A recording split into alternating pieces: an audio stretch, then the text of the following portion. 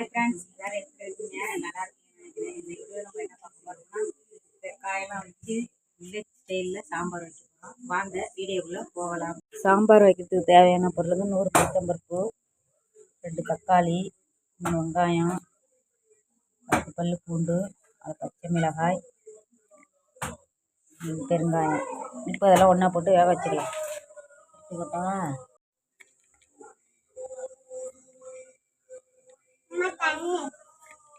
இப்போ எல்லாத்தையும் போட்டுக்கலாம். சட்டியில் தேவையான அளவு தண்ணி ஊற்றி வேக வச்சுக்கலாம்.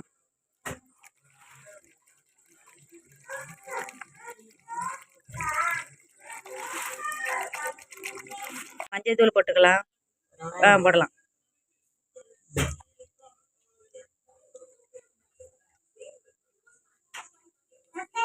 அடுத்தது வேக வச்சுக்கலாம். பருப்பெல்லாம் வந்துட்டு பார்த்துடலாங்க. இப்போதான் பொங்கி வருது. இப்போதான் வேக ஆரம்பிச்சிருக்கு. இன்னும் கொஞ்சம் நல்லா வேகட்டும். மூடி வச்சுக்கலாம்.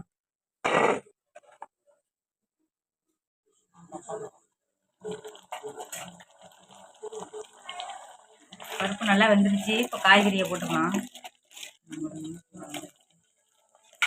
காய்கறியெல்லாம் போட்டுக்கலாம்.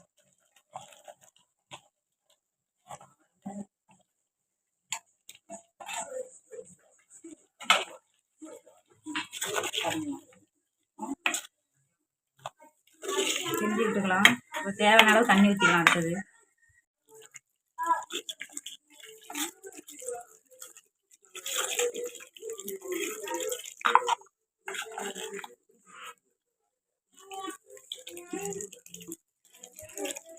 அவ்வளோதாங்க.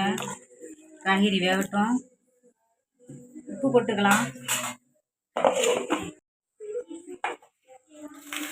தேவையான அளவு உப்பு போட்டுக்கலாம்.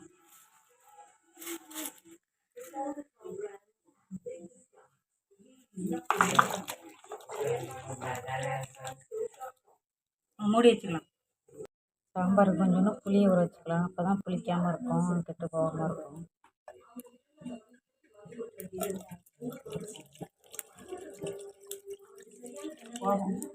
சாம்பாருக்கு வந்து ஒரு முடி தேங்காய் திருவி எடுத்துருக்கேன். 1/2 ஸ்பூன் சோம்பு, ரெண்டையும் அரைச்சிட்டு வந்துடலாம். புளி தண்ணி ஊற்றிக்கலாம்.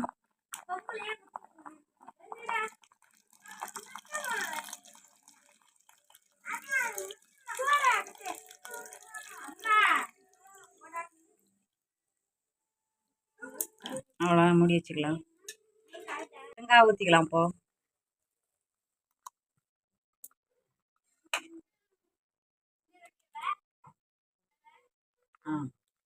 தேங்காய் ஊற்றி கிண்டி விட்டுக்கலாம்.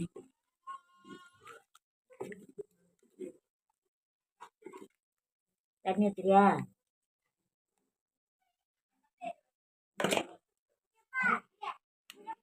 சாம்பார் தாளிக்கு எண்ணெய் ஊற்றியாச்சு. இப்போ மிளகாய் போட்டுக்கலாம். மிளகாய் நல்லா வெடி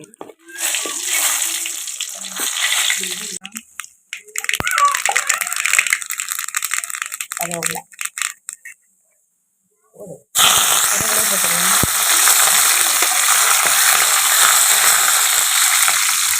அவ்வளோதாங்க. இதோட ஊற்றிக்கலாம். இதில் சாம்பாரில் தாளித்து ஊற்றிக்கலாம்.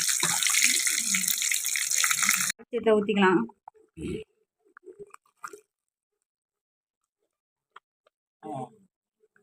அவ்வளோதாங்க. சூப்பரான சாம்பார் ரெடியாச்சு. வில்லேஜ் ஸ்டைலில் கொத்தமல்லி போட்டு இறக்கிக்கலாம். அடுத்தது இப்போ கொத்தமல்லியை போட்டுக்கலாம்.